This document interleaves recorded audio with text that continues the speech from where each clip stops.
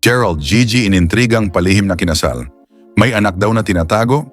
Usap-usapan ng lumulutang na chika sa social media patungkol sa umano'y palihim na kasal nina Gerald Anderson at Gigi Delana.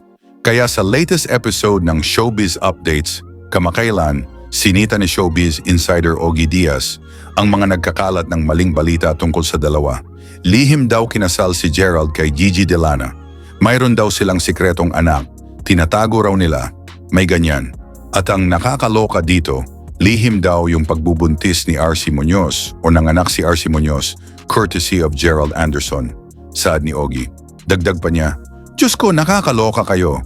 Talagang pinipilit niyo talaga yan. Naku, pag kayo na-report talaga, promise.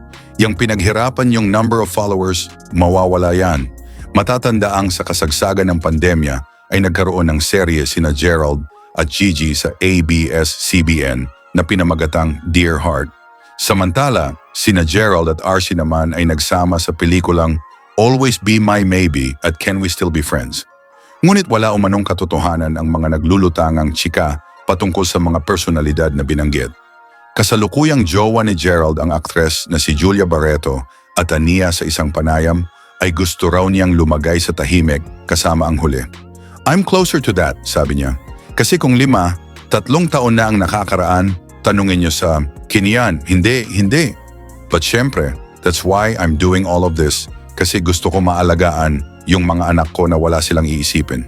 Bagamat umuugong ang bulong-bulungan na sila umano, ay hiwalay na, pinabulaanan din naman ito ni Gerald kalaunan nang sumalang siya sa Tony Talks noong Hunyo.